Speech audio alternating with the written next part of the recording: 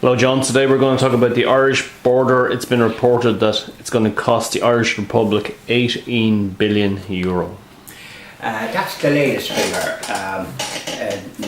The Irish media and government and spokespeople are constantly talking about the border and about the want a soft border or an easy border or a border where there's the same thing is going on between trade as has been going on since we joined the EU with no customs posts. Now, there was customs posts in my time, and it didn't cause that much of a problem as far as I know. Ireland traded successfully, and there was a lot of employment in this country, particularly in the food business. There was a lot of employment in manufacturing in the food business now, which is not here now at the present time since we joined the EU. Okay. What would you think of Ireland leaving the EU? Well, they put a price tag of Britain as if they're not in the customs union or the single market, that they will, according to the EU negotiator, there would have to be a border with custom posts and all the rest of it. I believe the Irish government behind the scenes have studied the border between Canada and the US and between Norway and Sweden, wherever one is in the common market, one in the EU, and then another is not in it. So there's a system there.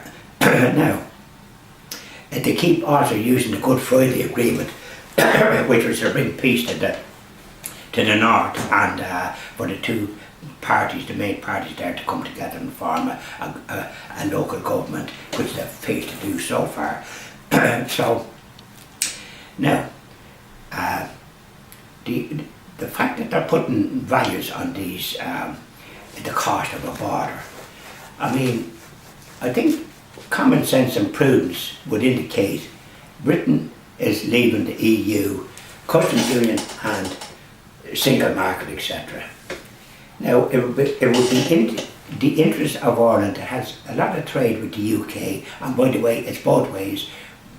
The United Kingdom exports a lot of food items, etc., to this country, so it's a valuable market from the British point of view. So it would behove the Irish government and people to help the British in this negotiation and be supportive of them, not being in the EU against Britain and kind of trying to use a stick. The fact that we're in the EU, and now that the chief negotiator has said that there will be a hard border, whether we like it or not, so what the heck good are they?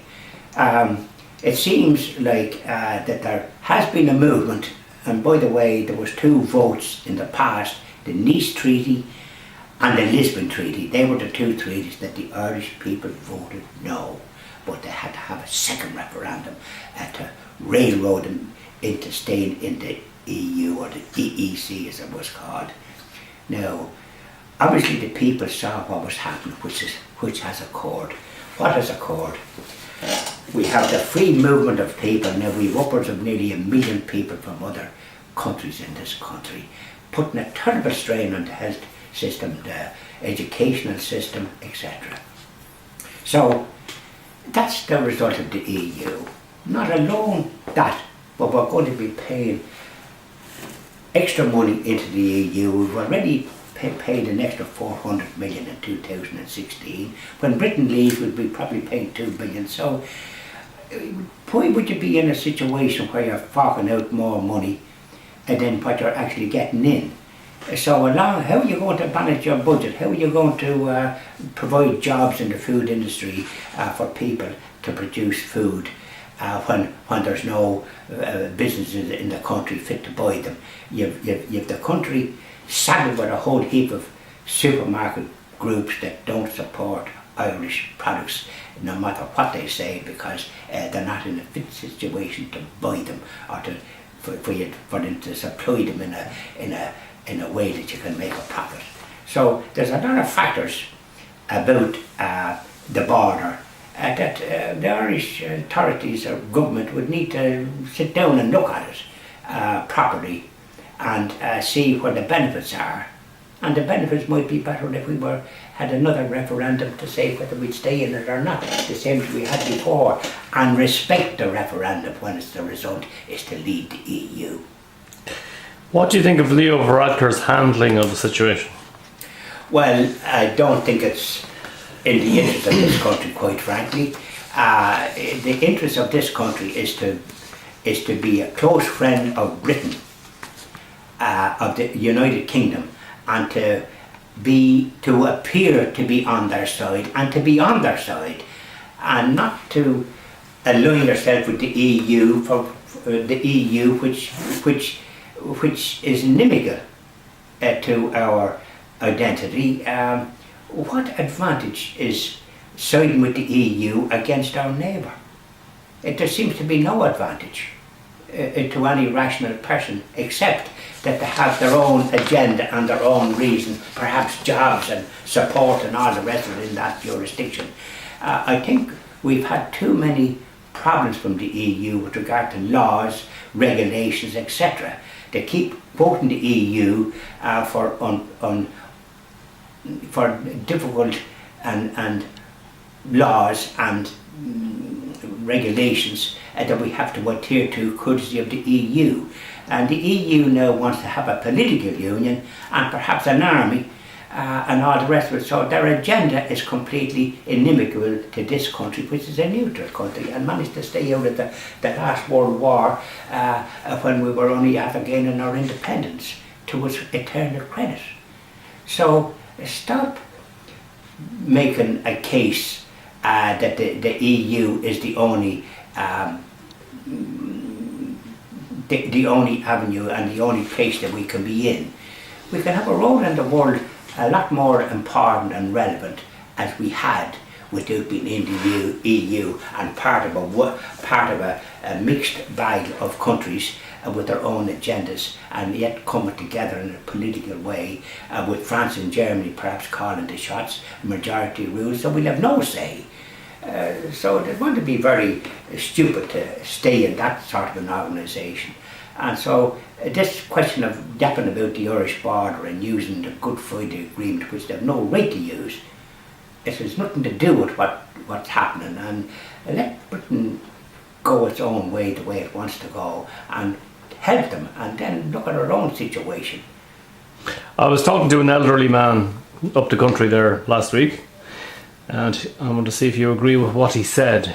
He told me that Leo Varadkar is selling out the Irish people to feather his own nest.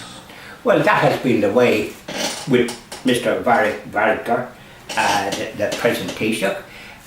He has a lot of PR in his department. He makes sounds like they seems reasonable, but are they reasonable?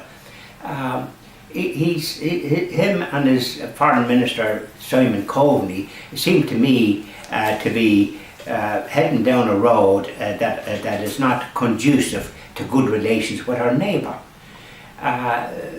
We can see the lack of influence they have in the north, where Sinn Féin and the Democratic Unionist Party, the DUP, seem unable to form a government there, which people spent years trying to organise.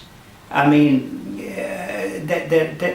it seems, as Charlie Haughey once said, it's ungovernable. Now, here's two local parties that unfortunately have the majority. There's other parties there that would like to form a government, but they seem unable to sort of come together. So what's the purpose of being in the EU when they're going to make sure we have a hard border with Britain? They seem to be using the stick. They seem to be using this country as a stick to beat Britain with. So we're kind of caught in the middle, and we shouldn't be in the middle. We should be siding with our neighbour, full stop, and not with a governing class in Brussels whose interests don't coincide with ours, and never has. Thank you very much, gentlemen. Thank you.